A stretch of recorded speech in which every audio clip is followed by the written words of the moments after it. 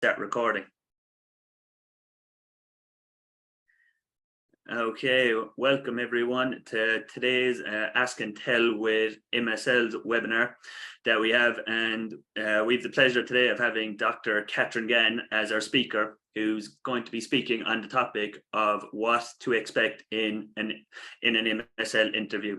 And Kathryn's an absolute wealth of knowledge, and she's had a long career in medical affairs, so she's absolutely privileged to have her as a speaker today. So just to get started, I'm actually just going to hand it over to Kathryn just to give us a little bit of her background and kind of educational and in her experience in medical affairs. And then just tying in with that, we did have a question from the audience that asked, how did you get your first job transitioning from basic science to an MSL role? Great. Well, thank you, Gavin. Thank you, Sonia. Thank you, everyone, for joining. I see some familiar names and faces on here. So for those of you who have heard me say these things before, please do not roll your eyes or just, darken your video so nobody knows that you're rolling your eyes, okay? My career was kind of a standard academic career, a bachelor's degree in liberal arts, actually. Went to graduate school in microbiology, took a couple of years off to work, then went back for the PhD, did the postdoc, and then became an assistant professor at Brown University, Rhode Island Hospital. My faculty appointment was at Brown, but my research lab was at Rhode Island Hospital. From the time I worked on my master's degree, and I worked my last year of my master's degree in industry as a lab tech. At that point, I realized, gee, business side of science is kind of interesting. Maybe I'm more interested in that. So I go on for the PhD, kind of knowing all along that I didn't want to do research for the rest of my life. But you just follow the path. The path takes you. And 30 years ago, who knew? PhDs didn't know about MSLs. It just was it was unknown to us. So at any rate, I do the academic path. I end up at Rhode Island Hospital. Now, my research all along, even if it was basic science, was usually clinically relevant. And so that particularly even my PhD was in collagen gene expression. Now, nobody cares about chick embryo cells, which is what I was working on. But I was talking about mRNA processing, and you could tie that into disease, osteogenesis imperfecta, name your collagen disease, it might be under mRNA processing. So I would take the opportunity to talk about my basic science to clinical audiences. I would go to clinical meetings and just talk to people, and they were doing patient work. Well, I'm working on chick embryos, who cares? So from that, I went into molecular parasitology for my postdoctoral position. And again, I was doing DNA binding proteins, very basic science, maybe no clinical relevance, but I was talking to clinicians all the time and going to clinical seminars. So I was being exposed to the clinical world, and then ended up with a job at Rhode Island Hospital doing, again, basic science, but using mouse models of lupus. And so then talking to the clinicians who dealt with lupus patients, and then working on a liver assist device for people in liver failure. Again, it's an animal model, but we would present our data in grand rounds and at clinical conferences. So for me, I was learning to speak the lingo. I was learning to understand the clinical world. I was also teaching medical students. So it really is learning a different language from being, as a PhD, from being in the lab. Pharmacists have an advantage over us that way because they speak the clinical language. By and large, we PhDs don't, unless we find a way to talk to clinicians about our work or doing clinically relevant basic science even. Like I said, I worked on chick embryos, but I could make it clinically relevant just in discussion. So that's how I made the transition. I knew I didn't want to do research for the rest of my life. I was was at Rhode Island Hospital for 4 years. I had decided I was getting out. I wasn't writing another grant. I was tired of being told nice but not good enough and not getting funded. And so I decided I was going to go be a nursing home administrator. I was going to go do something completely different. They couldn't take my PhD away from me. And I went to a job fair and interviewed for any job that was not bench related. So I interviewed with NIH as a project manager. I interviewed for MSL positions. I interviewed with some device companies in MSL type jobs. Um, you know, project management, anything that wasn't bench related. And that's how I became an MSL. I got offered the position, and the rest of the story is, and some of you have heard this, when I was offered the position, I was at work. And so I go, well, I don't know, give me 24 hours, I'll let you know, which is not really what they expect to hear. And so I walked across campus to my husband's lab and said, hey, I just got offered the position. And he goes, yeah, I'm not touching this. Go call your mother. Uh, he said, I know you want to be a nursing home administrator. I'm staying out of this. Go call your mother. And so I called my mother, and her comment was, nursing homes will always be there. But if you don't take this job, you're always going to wonder if you should have. And so I'm like, okay, I'll take the opportunity. I will be an MSL. Well, here it is 30 years later, and basically I've stayed in the field. So she was right. That had I not taken it, I would have wondered. It was just the right fit for me. So that's how I got into it. So that's my story, and I'm sticking to it. Fantastic. Yeah, that's an absolutely great story, Kathy. And then Kathy actually works as an independent consultant in medical affairs, and then she also works as a mentor for aspiring MSLs as well. So she's an ideal person to talk on the topic that we have today. So getting into it, just on the topic of the MSL interview. So someone has asked, what are 3 aspects of an MSL's application which can help secure an interview?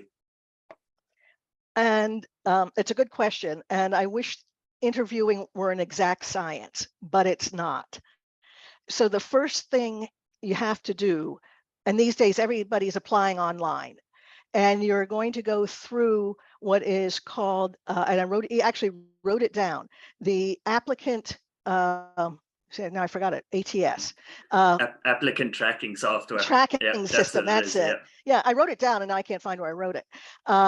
So, that is, if you haven't gone on LinkedIn or on the web to find out how to structure your resume for an online application, do that. I can't stress it enough, because no human being is going to see your application until it gets through that ATS.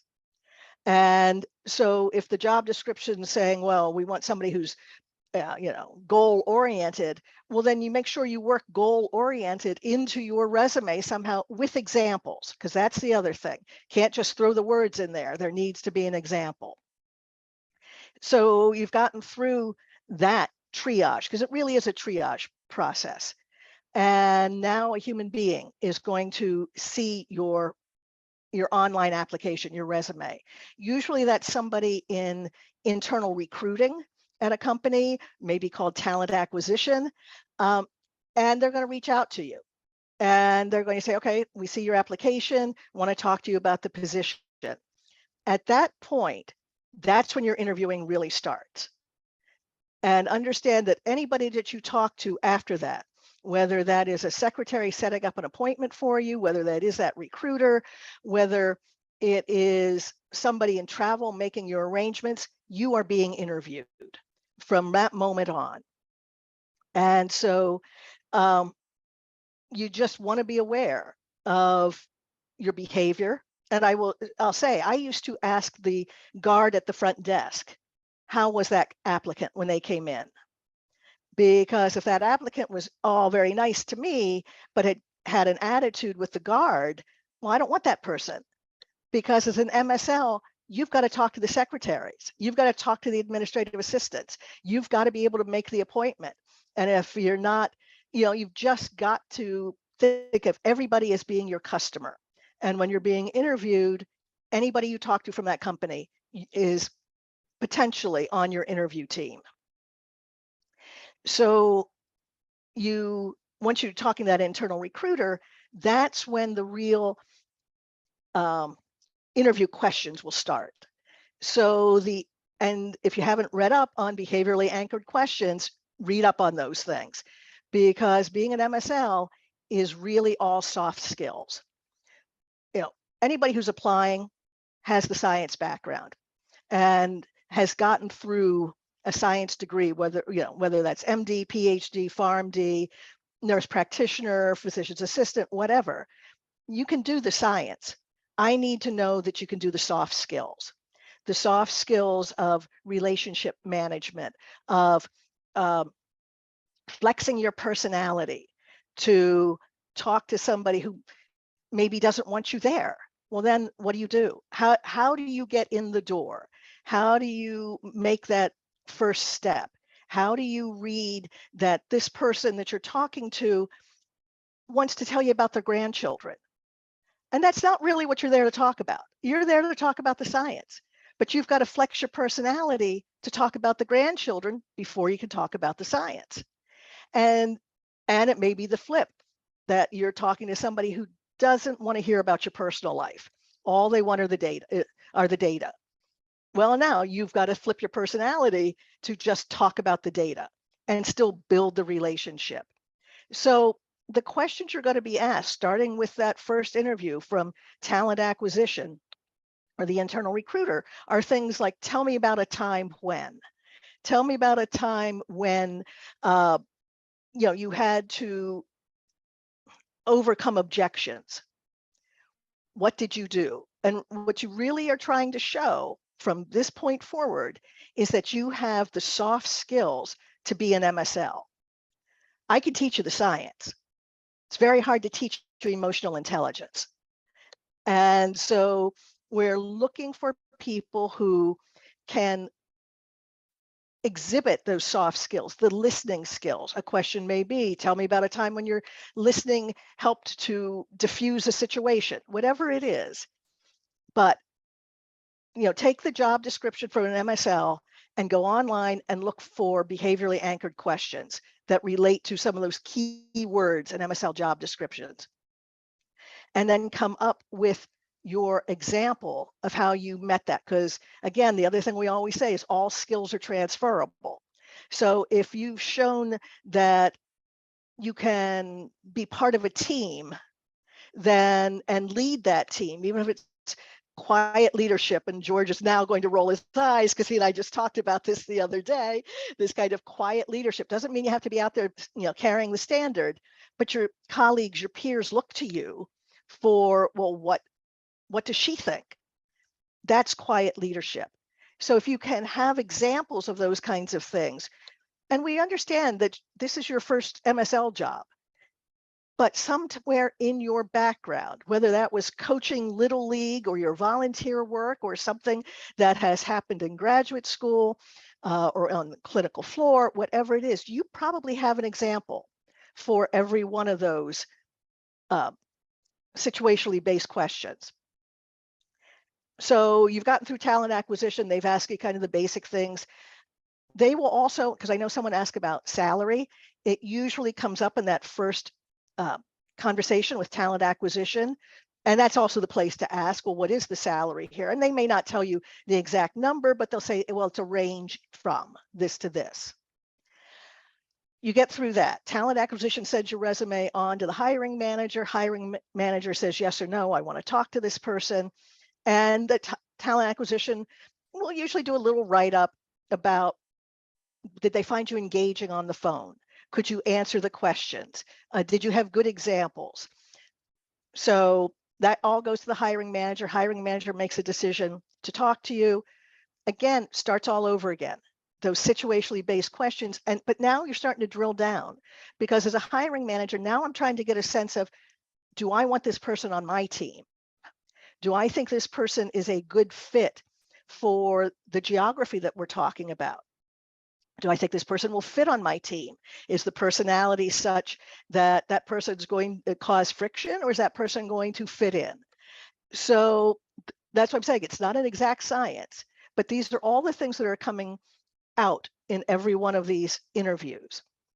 Then the hiring manager decides, yeah, I want to pursue this person. And that's where the presentation comes in. So that it's usually the third interview. It is with a panel of people, and these days done online. Back in the day, we did them in person. But you will be asked to give a presentation. It may be give it on your own work or on some clinical or scientific subject that's of interest to you, or it may be that the company will send you some articles about their research or about their product, and you put together the talk. And so then you're going to do that presentation on whatever it is. And at that presentation, people are going to be looking for, well, can this person communicate the ideas? I always talk about it as storytelling. Do I care about what you're talking about? Can you get me from this slide to that slide? This series of experiments, the data here informed the next series of experiments. And then this is what that means to the patients. What's the story that you're telling?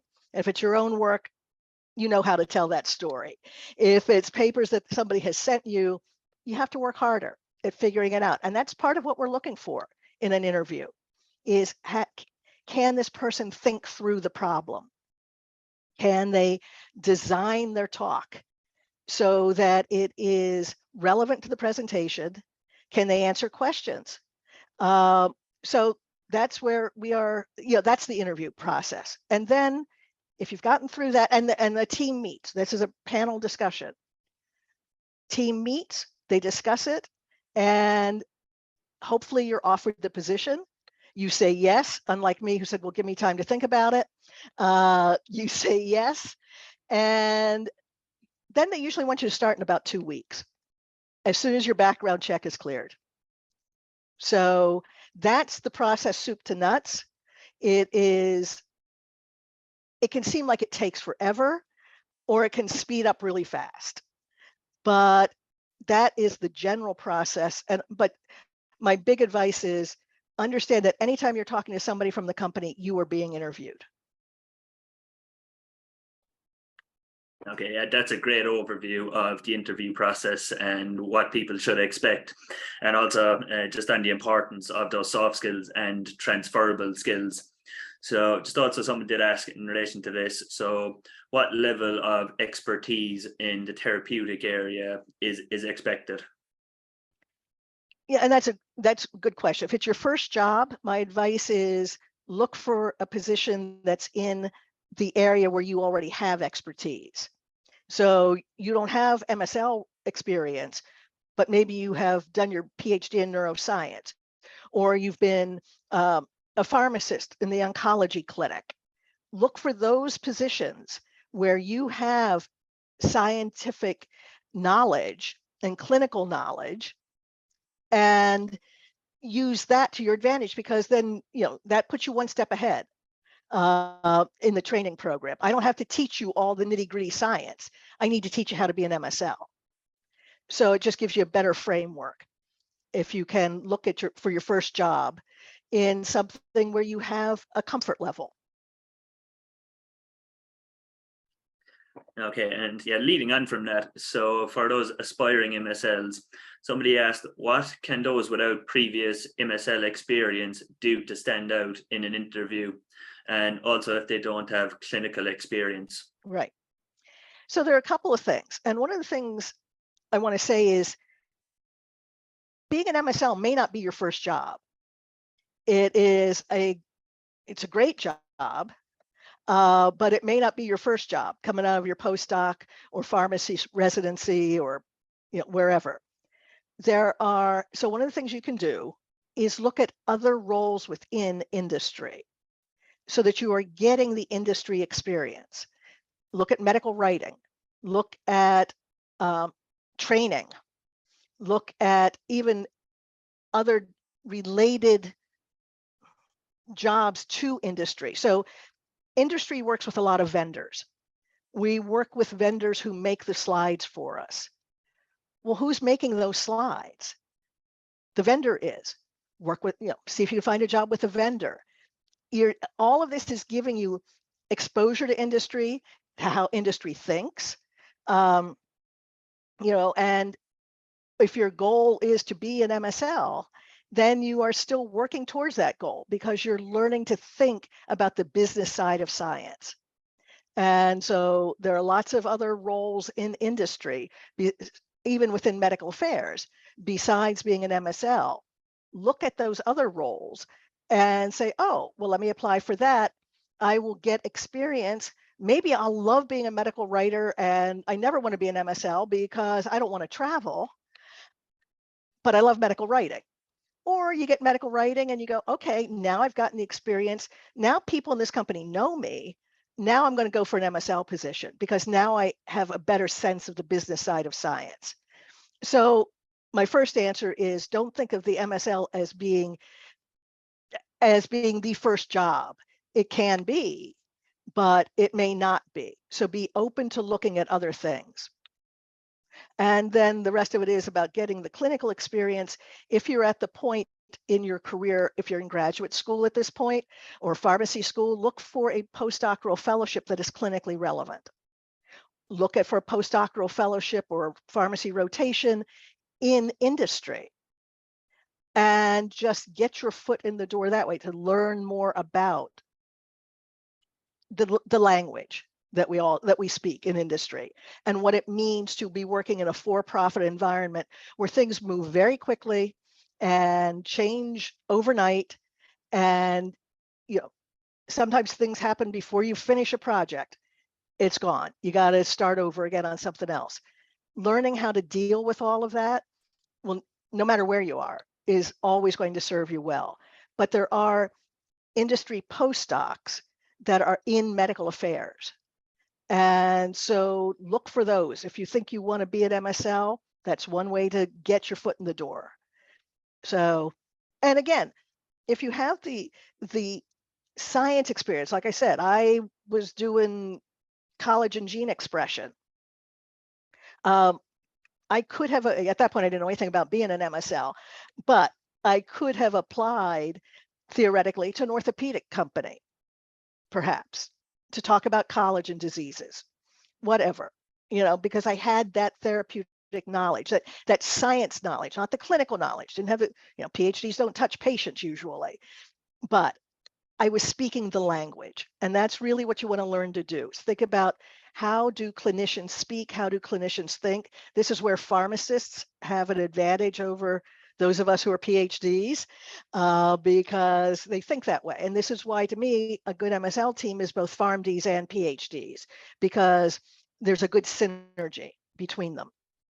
So that's my best advice. Don't think about the MSL being, it may be your first job. You may, I've mentored people who have gone from postdoc into being an MSL, but other people have said, you know what, I'm going to go do medical writing for a while, or I'm going to go do medical education, or I'm going to go do regulatory affairs. I'm going to go do something else and gain industry experience before I apply for that MSL role. Excellent. Some great pieces of advice there.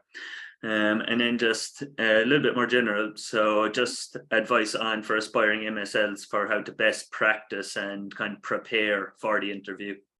Sure. So we talked about those situationally based questions, and they're usually on things like relationship management, communication, flexibility, influence and persuasion. And it'll be, tell me about a time when. And what we're looking for are answers that are in what we call the STAR format. Give me the situation. What did you do? What would, situation, S, task or action, TA, R, result. So when somebody says, tell me about a time, think about answering, and you want to answer in that STAR format. That's what we listen for.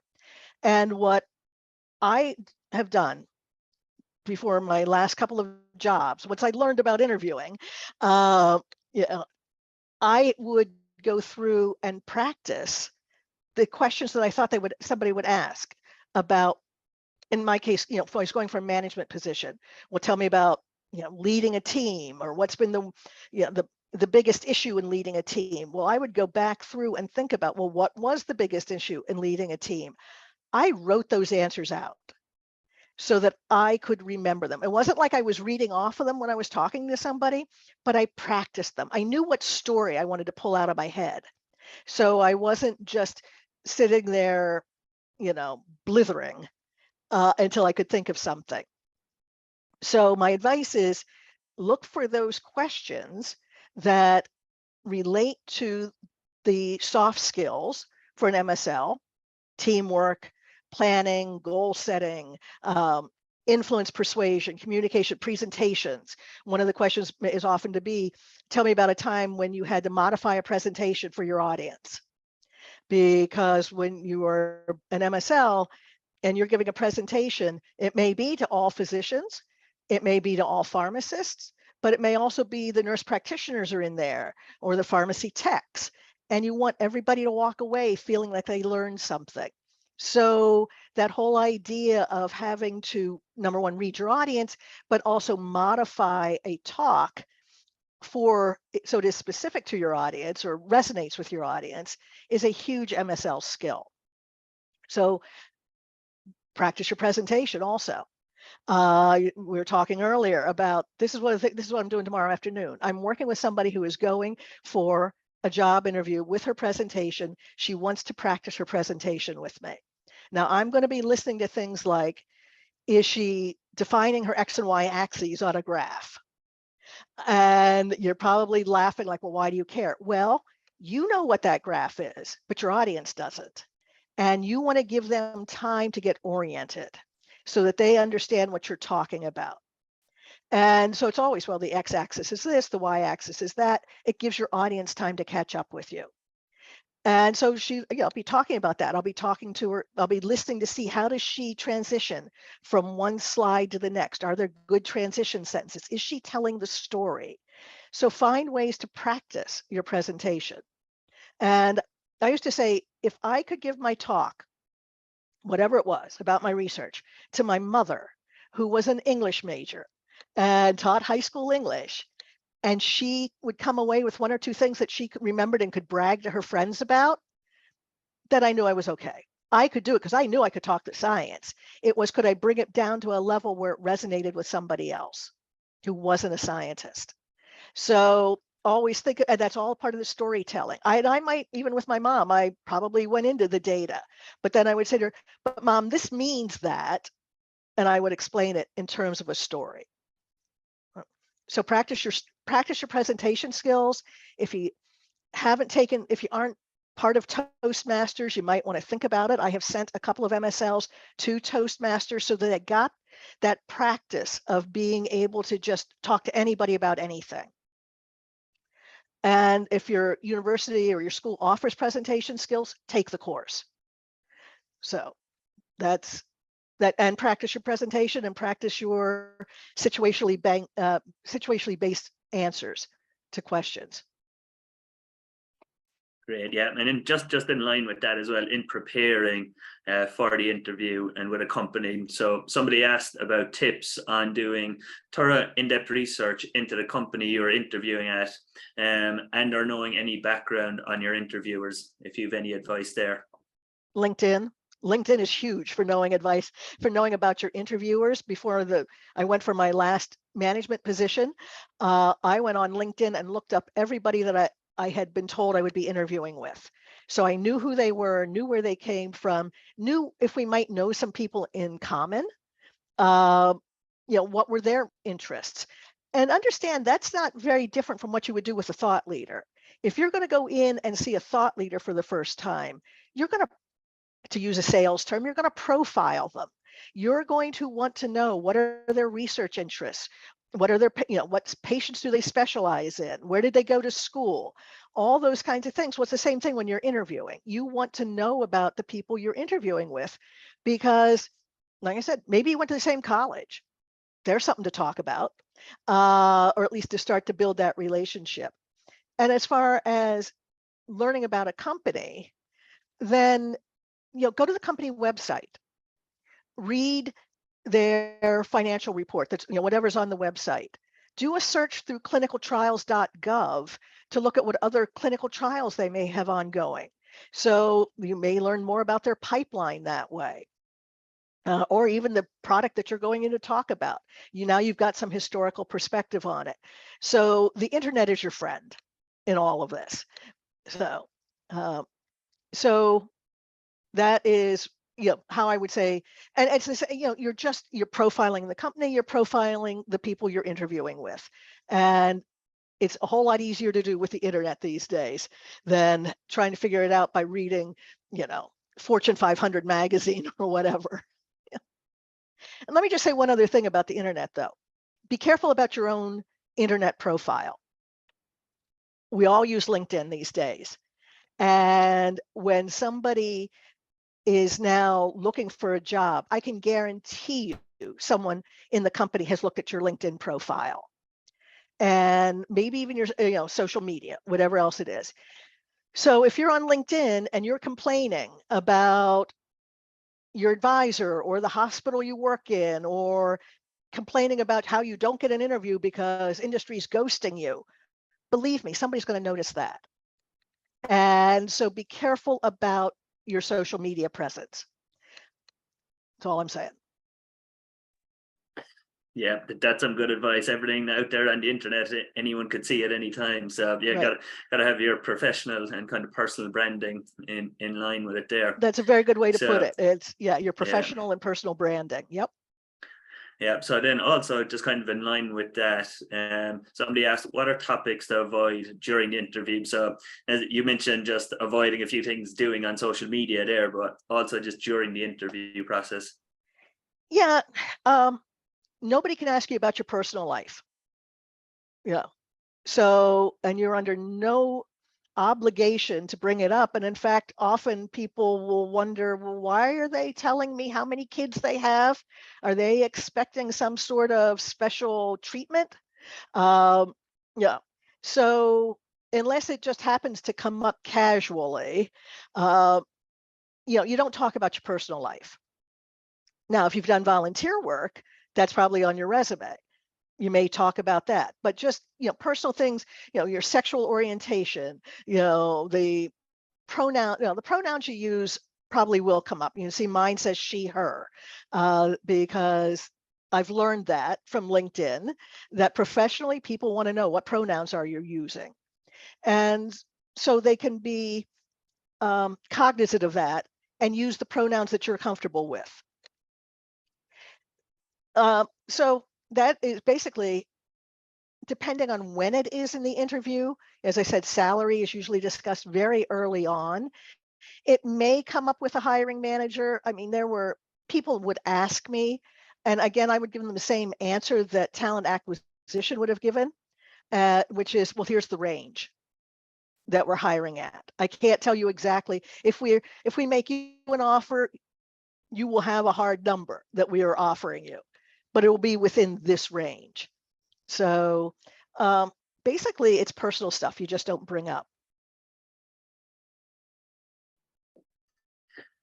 Okay, and then just more specific to the presentation portion. So I know you've touched on it a little bit, but just someone is asking about your best advice in preparing for the presentation portion of the interview. And I know a question along with that that gets asked often is if you're presenting at a company, whether to present on one of their products or something else in the therapeutic area. Yeah, so that also depends on whether they've sent you information or not. So this person I'm working with tomorrow, the company that she's interviewing with sent her articles. Here, prepare your talk from these articles. So you may not have any choice. You may be presenting on company stuff. And often that is because they will send all the applicants the same information, everyone who's coming in for that job, so that we can see how do you handle that information. If one person's talking about epilepsy and somebody else is talking about Alzheimer's disease and somebody else is talking about bone or wound healing, well, I've got to figure out, well, do they all know it at the same level? Have they all thought through it the same way? If a company sends you articles, that's because they want everybody to be presenting on the same thing, so they can look at how did you handle that information. Now, if you have a choice as to what you're presenting on, I personally always defaulted to my own work, you know. Although I take that back. For my MSL position, I did not. My first MSL position, I did not. I defaulted to a lecture I had given in cancer genetics. So I was teaching medical residents about cancer genetics. And so I did kind of this oncology, here are where the markers are, and this is what leads to whatever. That was the talk I gave. Because at that point, I didn't think anybody cared about, lupus, and my mouse model lupus at that point. So it really is, what are you comfortable with? And if the company sends you things, that's great. If they say, well, do a, our disease state is Dupuytren's contracture, so do a talk on that, and they don't give you anything else. Well, then they're also kind of looking at how deep did you dig? How far did you go? Did you just look at the package insert, or did you go back and look at the primary research? What did you do? So it is really, if you are going to a company and they haven't told you what to present on something you're comfortable with, that's scientific or clinical. Great advice again. So then just kind of as a presentation, like, is a part of the MSL interview process. So someone's asking, what types of information do hiring teams get from the presentation? And then also, just along with that, some pitfalls that candidates commonly encounter during the presentation round of interviews. Yep. I like these because these are very thoughtful questions. You all have given thought to what you want to know here. What we get from the interview is, from the presentation, is number one, how do you think?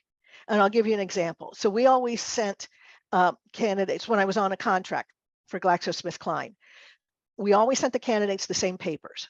Everybody got the same papers. And then we'd look to see, well, how did they put together the talk? We didn't send them slides, just sent them the papers. And one of the things we were looking for was, did they understand the progression of how that drug came to market? Because we'd send the very early phase 2, then the later phase 2, phase 3 papers, and then a patient preference for use paper. And did they understand how those things all tied together? What informed the next step? So we're looking for how people think. Do you think strategically? Do you think critically? Can you present the data? Do you understand the data? Are you just reading the graph to me? Well, I learned to read in first grade, so don't read to me. And I have, if you have to think about that presentation as if the slide projector wasn't working, right? Or your computer crashed and now you just had to talk. Could you give the talk and make it a story without the slides? You may not remember all the data, but can you still get to the take-home message? So what was important? What did that series of clinical trials tell you? What did this series? What's the final answer? What does it mean to the patient? So some of the mistakes that people make, or pitfalls, is they aren't prepared to do that. So what if the internet's not working well? Or, what if, Gavin and I have been practicing my audio for 2 days to make sure that it sounded right. Well, what if it didn't? Then what do you do? Or what if I was listening to this class last night where the guy couldn't get his video to work. He could get his slides to advance, but he couldn't get his video to work. So we couldn't see the speaker. Well, what do you do? How do you overcome that? Because these are the kinds of things that can happen out in the field all the time. And so how do you handle that kind of adversity? How do you handle it if your talk is supposed to start at 2:00, but it doesn't start until 2:10 because somebody's late coming to the room? Now what do you do? Are you still going to take the whole half hour? Probably you shouldn't, because everybody's got to go on to something else. So how do you shorten that talk? You need to think about those things. Where are the stopping points where you're like, okay, I can say these 3 slides in 2 sentences and then move on to something else, to the meat of the matter. I can wrap up without the final slide if the screen share doesn't work, whatever it is, just be aware, be flexible. That's all part of the flexibility. How do you handle that kind of adversity? And that's where people often get into trouble. I mean, I can remember one person we were interviewing, she was doing a pretty good job on her talk, but we were running late because there had been internet issues. And so when we finally got going, I even said to her, well, we only have until X time to get this done. She couldn't shorten her talk. So that was something that everybody on the team, the interview team, noted. She couldn't she couldn't shorten it. She couldn't read that we had to be done by, say, 2:30 because people had other meetings they had to go to. So that is probably and being late, don't be late. Don't be late. I used to have a boss who said, if you're not early, you're late. And again, with this, Gavin knows I dialed in, 10 minutes early? And I'm like, wait a minute, this isn't working. How do we get this to work? And so you just don't be late. If you are doing this presentation this way, not at the home office of the company, but you're doing it virtually, well, then make sure the dogs aren't barking in the background. You don't have somebody hammering over your head, putting in air conditioning. I threw the cat out of the office so that he wouldn't walk across my desk because I didn't think you all needed to see his orange tail going in front of the camera. And so just be aware of all those kinds of things too. What's your environment? Is there, I've blurred my environment behind me because I've got personal pictures up on the wall. Well, you don't need to see those. That is distracting. So what do you do? So be aware of all those kinds of things that can go into giving your presentation, or even talking one-to-one with a hiring manager. So does that answer your question, I hope? Yes, it certainly does answer the question. And some great advice, just to be prepared, and also be prepared for things that might go wrong, because as you were speaking, it reminded me of one of the women in our lab group. She actually just finished her PhD just a couple of months ago, but when she was an undergrad, she had to give a 40-minute seminar style presentation, and in the classroom on the day of it, the projector wouldn't work. So she was lucky she had handouts of her presentation to give out to everyone, and she ended up having to present just using the handouts to everyone instead. So yeah, she was prepared just in case. I was actually thinking about that yesterday, I don't think I had people come to things with handouts because we were still doing them live, right, in the office. But these days, if you've got your presentation done, email it to somebody ahead of time. Email it to the hiring manager, email it to the human resource person, whoever it is, so that it can then go out to the team if something happens. The screen share doesn't work. Well, you can always say, well, on slide number 3, blah, blah, blah. Right. So yeah, that whole idea about having handouts, absolutely. And these days you just do it electronically. Yeah. And then so just kind of after or towards the end of the interview process, so just some good questions that applicants should or could ask the interviewer just at the end of the interview. Someone was asking, and then just also in relation to that, someone was asking about if it's appropriate to ask about work culture within the company during an interview. Yeah, so and those are very related questions. One of the things that when I interviewed, I would always end the interview with, well, do you have questions for me? And so things would come up about vacation time.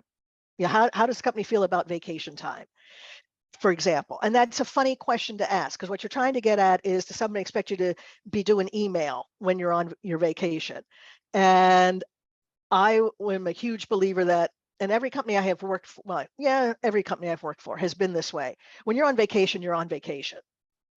And I learned very early on, because I made the mistake of checking my voicemail when I was on vacation. And there was something that seemed to be blowing up. And so I felt I had to fix it, even though I was on vacation. Now, I was in a different time zone from where it had happened, so there was that lag. It had already been fixed by the time I got to it, but I messed up like 4 hours of my vacation day, of a vacation day. And after that, I said, I'm never doing that again. I will not check email or voicemail when I'm on vacation. I always carried 2 cell phones. I would carry my personal cell phone, my corporate cell phone. My corporate cell phone stayed home when went on vacation. I would leave a message saying, I'm out of the office until, if you need help, please contact, and I'd give the name of one of my peers, because vacation is important. And I worked for a vice president who he actually practiced what he preached. And in fact, one morning he had a call with all of us like at 8 o'clock in the morning. And I even said to him, what are you doing? You told us that he said, I have made a solution with my wife. As long as she's sleeping, I can do a phone call. As soon as she gets up and gets a cup of coffee, work is done. I said, okay, he's worked it out. He found a way around it. But he really practiced it. We would not hear from him when he was on vacation. So you can ask things. That's kind of a work culture. One of the questions I always thought was very insightful was when people would say to me, well, what does onboarding look like? And what does success look like? How will you as the hiring manager know that I'm doing a good job? And that gives you a sense, I think, also of the manager's style. Are they going to say, well, you know what, you're going to have a mentor, and the mentor will check in with you every week, and then I'll be checking in with that mentor, also. Fine, now you have an idea of what it looks like. Oh, you have 6 weeks to get onboarded, and here's the training program. We have it very well defined. Okay, now you know. So I was always impressed if somebody took the time to say, what does onboarding look like, and how will you measure success? How will you know that I'm doing a good job as a new MSL? And then that would also often lead into, what does success look like after you've been on the job for 6 months? What does it look like after you've been on the job for a year? Those kinds of things. So I was impressed when people took the time to ask those questions. And you can ask about work-life balance, but it's more asking things like about vacation. You can also ask can I talk to somebody else in the group? Because I know there were several times when I interviewed, people would say, oh, here's the phone number for 2 other MSLs. Call them and ask them, do they like the job? What's it like to work for this company? So you can ask that. They may say no, but they may also say, yeah, that's great. Here's who you can call. Talk to these people. I say, is it appropriate to ask what the turnover rate is in the company? The better question is to ask, why is this position open? Because turnover rate is something that you can get by reading, the business pages, knowing that a company's reorganizing. Well, if a company's reorganizing, there's going to be turnover. That's just what happens. But the better question is to ask, why is this position open? If the answer is, oh, well, because this person's now moved up in the corporate ladder, and oh, okay, well, that looks like there's room for advancement within this company. If the answer is, well, this person left to go to another company, then it's kind of like, okay, maybe that's good, maybe it isn't. In my case, I left to go to a management position. So it wasn't that I was disgruntled with the company. There just wasn't any room for me to move up at that point. And I was getting antsy. I wanted to move up. And so I left on good terms with the company. In fact, I was told that if I ever wanted to come back, just to let them know, they would find room for me. And I took a management position in a different company, because that's why my position was open. So the better question is, why is the position open? Maybe it's a new team that's being built. Maybe there's an expansion. Maybe somebody has retired. Ask why the position's open. Yeah, and just to add on from that, another good way to find out about company culture, even just if anyone was in attendance at our last webinar, we had Dr. Joelle Martin on talking about informational interviews. So if you can have like an informational interview with somebody at the company that you're looking to apply to or interested in working for, then you can get some good insights through that as well into what the company culture is like and if it's a right fit for you and the company as well. Yeah, and that's why it's also good if you can ask, maybe talk to another MSL in the position, on that team. And I said several jobs I interviewed, they said, here's the name of another or two other MSLs, give them a call, ask them what they think. And they were honest, about, oh, well, don't ever do this because, don't ever be late with your expense report because that makes the boss mad. Okay, then I knew never to be late with my expense report. Yeah. Or, if you're having issues, the boss is great to talk to because he's been through it all already and he has good insight. So just those kinds of things, somebody a micromanager, will they give me flexibility? Yeah. So those are the kinds of things you want to know. Yeah, and then also somebody asked in registration, also in the chat, just about like being an MSL either from another country, maybe looking to work in the US. This person specifically said they were in India and had MSL experience, and like maybe looking to move over to the US, and how important was it to have experience in the territory, or even if it's in someone in the US if they're not living in that territory as well. Yeah, so that's the situation where if you have MSL experience, then you take that experience with you wherever you go, right? So the geography doesn't so much matter because now you know how to do the job. If you're not from the US, the big question is going to be, do you have a green card? Are you authorized to work in the United States? And so that will be the question that will come up. So MSL in another country, even if and maybe you're working for the same companies, because I worked for lots of global companies and people could transfer. So just they'll tell you whether they'll transfer you to the United States or not, whether they can get you the work permit, the green card, whatever it is. So yeah, that's not an issue. The issue is, are you authorized to work in the United States? You see, we've got a hand up. Yeah. Mm-hmm. Yeah, Louisa, if you want to unmute yourself, if you want to ask a question. Oh, sure. I was just wondering if you wanted to get through the chat questions first and I could go after. Just because they went before me. I can go after. Yep. Thank you. Sure, yeah. Yep. Somebody was asking just about approaching somebody for mentoring. So just as someone who's not worked in industry at all and is surrounded by academics as mentors, what is the best way for help from someone in the industry? Kind of doing this sort of thing. Mm-hmm. There are a couple of, there is an organization, and I'll put in a plug for it. Medical Affairs Professional Society. We have a mentoring program in Medical Affairs Professional Society. So it's medicalaffairs.org. You can also go on there, go to the content hub, go under field medical. You will see we have all sorts of podcasts, because people also want to know, well, so I'm an MSL, now what do I do? What's my next career step? So we did a whole series of podcasts. I moderated them. I think we did 18 with what we called internal stakeholders, so people that MSLs might work with in a company, whether that's sales, marketing, market access, strategic alliances, whatever. Of those 18, half of them had started out as MSLs. And they talked about what they learned as an MSL that then they used in their next position.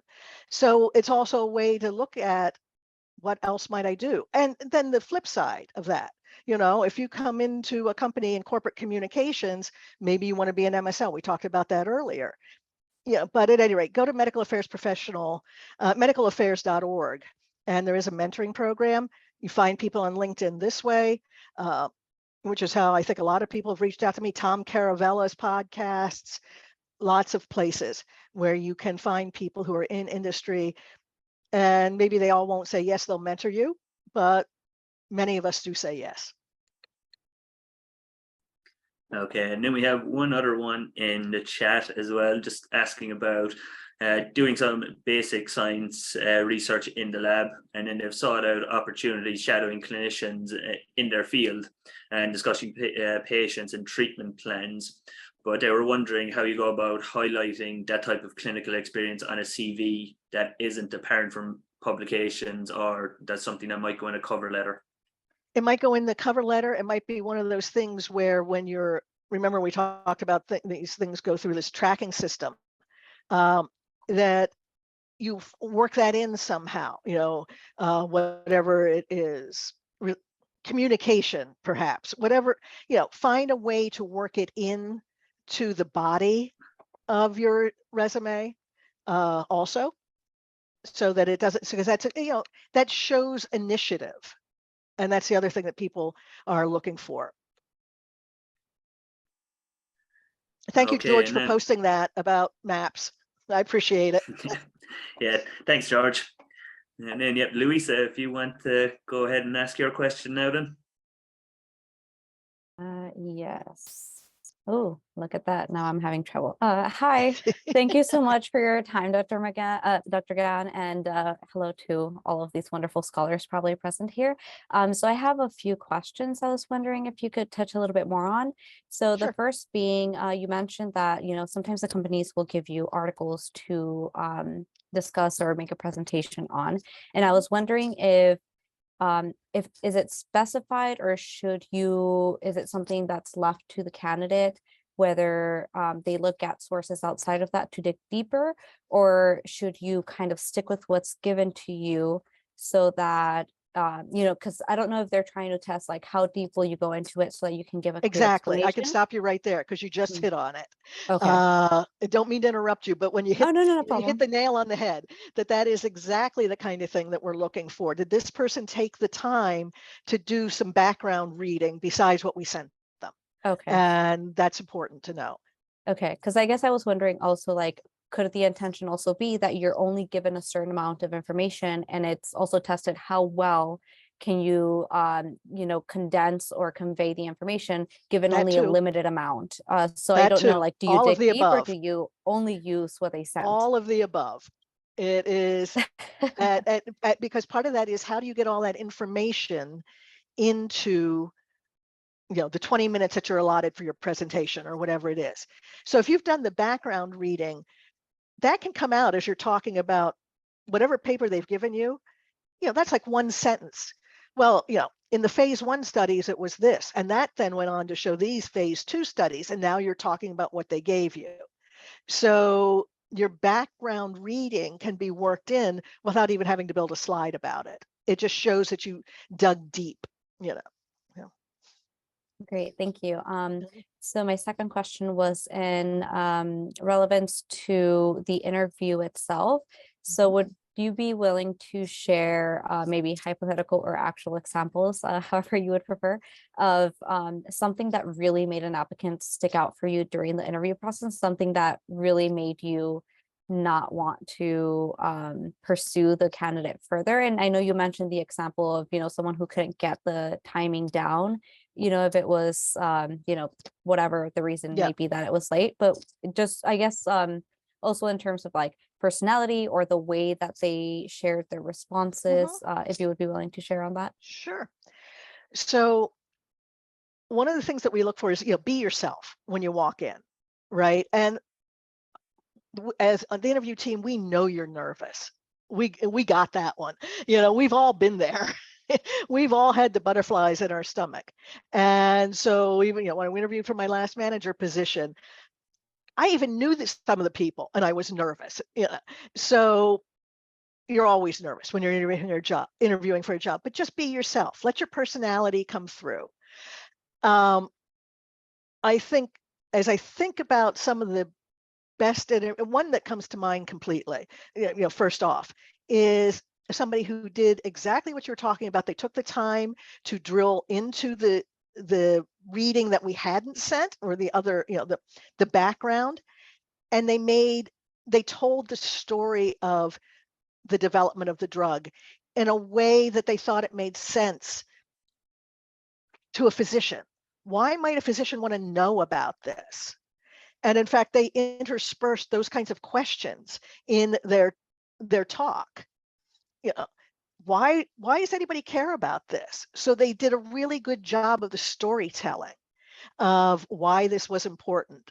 And it was just, it sticks out. I mean, that was, God, 10 years ago that I interviewed that person, and I can still close my eyes and see him doing that because it was so effective that he had thought about it and thought about the audience he was going to be presenting to and why was this important. Now, the ones that stick out that, I'm never going to hire this person, certainly the one who couldn't handle the time. But then there was one where it was all background noise. And then, so they, for whatever reason, they were doing their interview out of a public library. And I'm like, okay, fine, whatever, we'll live with that. But then we said, oh, okay, so let's tee up your presentation. And their comment was, what presentation? And we're like, well, but you got sent articles. No, I didn't. And they're thinking, okay, all right. Well, and so I'm thinking, well, I know they did, right? But who knows? They lost it in their email. So we said, okay, we will resend the articles. Somebody will follow up to make sure you got them. We will then reschedule just the presentation part. The person never showed up for the presentation. And that is probably the worst example of this kind of virtual interviewing that I can think of. I've had other ones when we were doing it face-to-face where the person wasn't making eye contact. Well, if you're talking to a thought leader, you want to be making eye contact. So why aren't you making eye contact with your audience? Somebody else, we would say back a long time ago, bring your slides on overhead transparencies, because then you didn't have to make 35 millimeter slides. We didn't all have computers, or we couldn't find the projector, to plug the computer into, because there weren't that many of them in the home office, but we could always find an overhead projector. Person came in, and I said, okay, well, we'll get the overhead projector. Oh, well, I didn't do it that way. What do you mean you didn't do it that way? You were told to bring it in this format. Oh, but nobody does that. Well, you don't know that, because I have walked into offices where healthcare provider has said to me, don't even think about opening your computer. I don't want to see anything off of that computer. And if I couldn't handle that, then I was of no use. So you've got to be able to follow the direction. So anyway, those are the ones that come to mind. But the storytelling, that is somebody pointing out, why was this important? And what did this mean to the patient? And what did it mean to healthcare? When I thought, okay, this is somebody who's thought about it. This is the person I want to hire. And then that panel discussion, it was like 10 minutes. We're like, okay, wait, let's just make sure he gets downstairs before we leave the room. Because it was a slam dunk on him.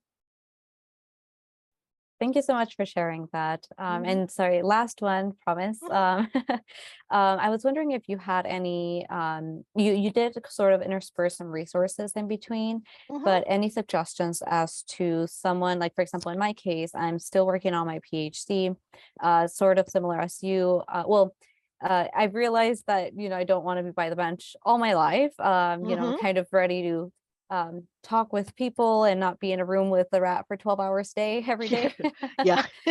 So and based on that, I know that it's sort of, some people find a postdoc to be useful, maybe not so much. It depends, I guess.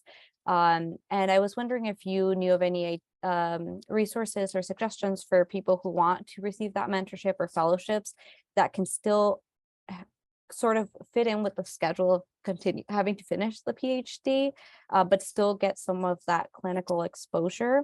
Because again, coming straight from academia, and I don't know, it's changing now, but it's still kind of tabooed to kind of be like, I want to go into industry, at least in like the hard sciences.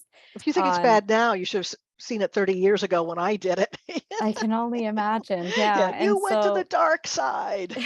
exactly. Yeah. So I was wondering if there was any, opportunities you knew of where it would kind of fit with the schedule of still having to do this really intensive program, but also prepare for the industry role without having to maybe go into those extra long years, because this PhD program's already long enough. Yeah.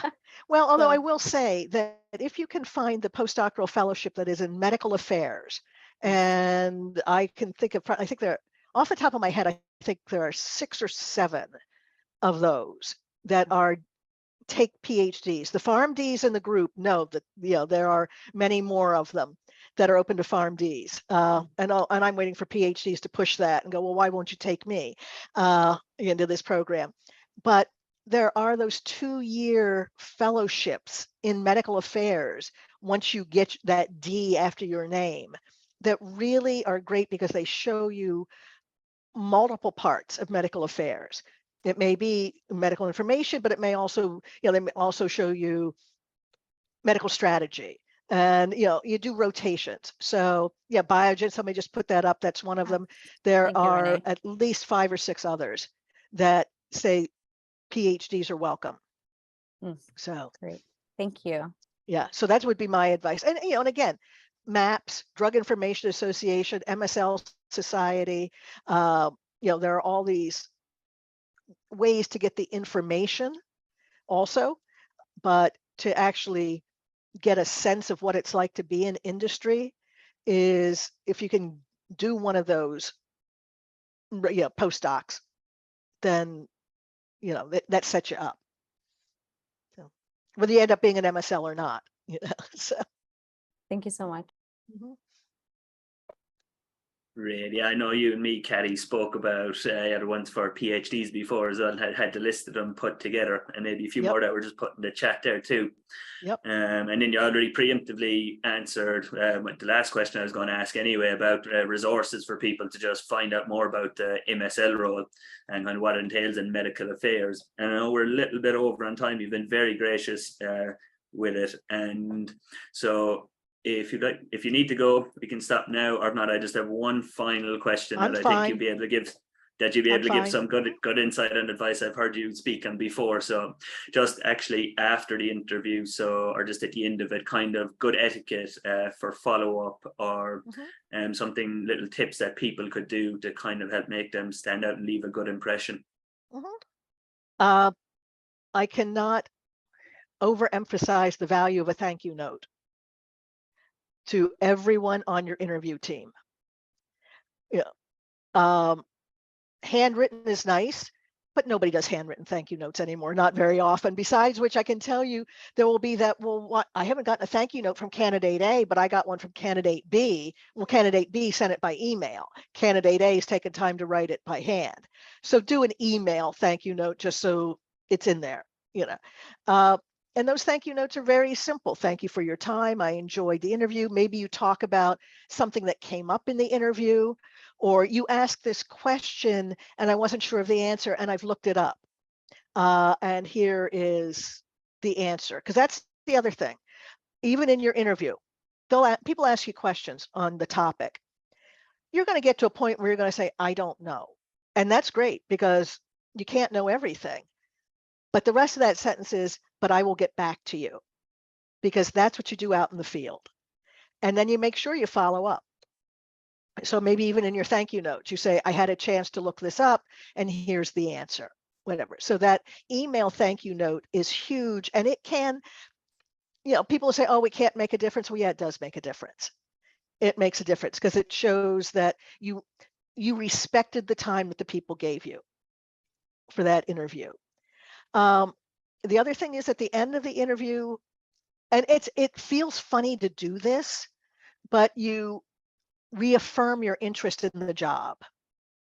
Thank you so much. I really hope we can pursue this because I'm still very interested in this position. I look forward to hearing from you, whatever, and verbally, if you can do that. That's kind of like asking for the job at the end of the interview, but that thank you for your time, and I really look forward to hearing from you. I would really be excited to work at, you know, whatever, name your company, Lilly, whatever it is, you know. So those are the kinds of things, a good way to close out the interview. It's just like when you're out with a thought leader, sales reps ask for business, right? They ask for, doctor, will you please write our product for XYZ? MSLs ask for time. And so we still close a call by asking for that next appointment. May I come back and see you? Here are things that here are questions you ask. The next time we come back, I'll be able to answer these. So we always close an MSL call by asking for the next appointment. You know, and it may be, oh, well, I'll let you know when I'm on service or I'm not on service, whatever. But you always ask for that next appointment, that next amount of time. Closing your interview is the same thing. You're asking for the job. Now, if you forget to, you know, it's not a knockout if you don't do it, but the more successful candidates or the people who have success over years tend to ask for the position. So closing it out. But the thank you note's more important. Yeah, that's a nice little touch and really help someone stand out. Yep. And then there's one final question from the audience, and this will be the very last one, if you have time for it, Dr. Gann. I do. Okay, they asked just about following up after the interviews, kind of how often should we do it, or maybe how soon? You kind of mentioned about closing out there, but just expand on that. Yeah, that actually, somebody from the medical affairs company, TMAC, Michael Petrak, I always mispronounce his last name, just had a little posting about what do you do after you've interviewed. You hope that you will be told yes or no. The worst part is if you're not told, right? If you're not told, you know it's a no. But hopefully the company's not going to ghost you and not tell you that you didn't get the job.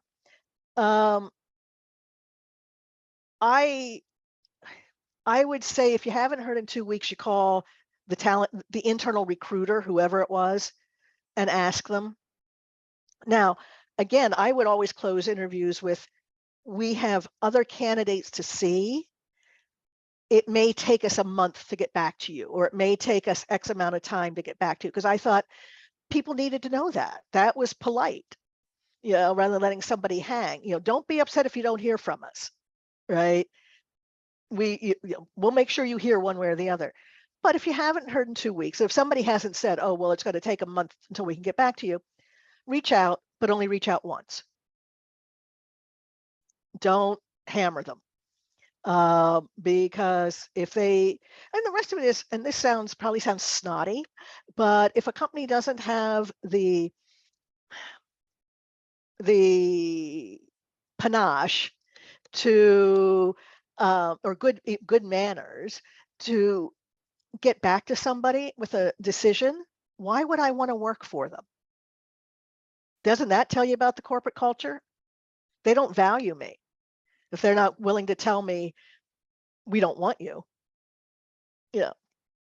So, yeah.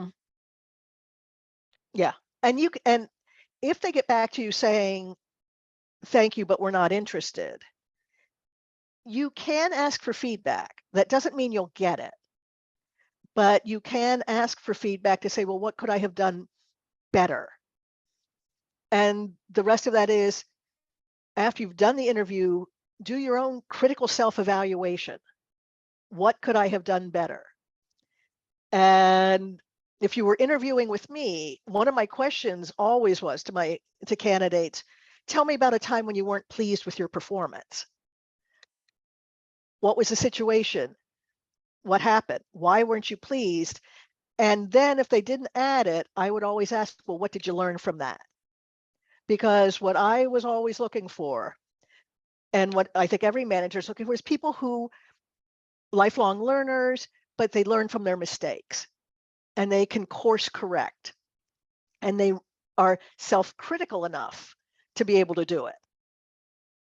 So with an interview, you can ask for feedback. You may not get it because people are always concerned about, well, they could sue me if I say X, Y, or Z.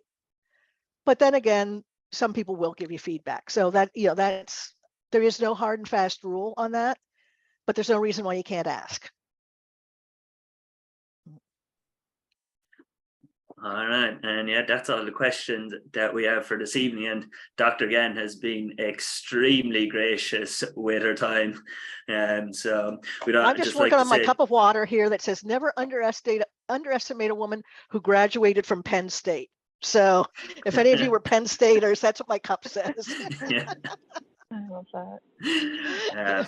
Yeah, I'd just like to say thank you from us at Ask and Tell with MSLs, and I'm sure I can speak for everyone in the audience as well, saying thank you for my pleasure. The talk that you gave us this evening, and it's been absolutely fantastic. Some great insight and advice given, with your wealth of experience that you have over the years as an MSL and in medical affairs, and in kind of doing interviews and being on the other side as well, being the interviewer. Yeah, I've been on both sides of the desk, and I have also been a trainer, which is the other thing I said, that's another thing to look at in industry. Go into the training department. We're all, by and large, if we're going to be MSLs, we're all teachers at heart. Go into the, look for a job in a training department also. So, but anyway, you are more than welcome. Gavin always knows how to reach me. Sonia knows how to reach me. A lot of you know how to reach me. So you can feel free to reach out. Yeah, that's what I was just thinking at the end when you mentioned the thank you cards. I was like, I'm going to have to get your address so I can send you one of the thank you cards that I have just. No, you're doing pints for me. Remember, so, you're doing pints. He's home in Ireland. I've told him he's doing pints for me. Yeah, so the creamy pints again. It's the best in the world. Yeah, if only I could send them over to you, I would. But as you know, I wish. Don't you send me a picture, and I'm going to be so well. jealous. Yeah, don't send me a picture. So everybody, thank you for taking the time out of your day to listen to me babble on, and I hope it's been useful for you, and you've walked away with something more to think about in forming your career, because this is only the beginning of forming your career, and you will continue wherever you end up. You will continue to build your career, and so this is just the first step in doing that. Great. And then, we just like to, from us at Ask and Tell with MSLs, we'd just like to thank everyone who's in attendance today also for this event. And then make sure to go ahead and follow us on LinkedIn if you aren't already. And then feel free to spread the word as well if you know anyone else that you think might be interested in the MSL role, or just some of the resources such as this one, and attending some of them. And then just keep an eye out for LinkedIn as well, when we'll be posting up about next month's event as too. All right, everybody, have a good rest of your day, evening, wherever you are. So take care. Thank you so much. Bye, everyone. Kathy. Thank you. Thank you so much.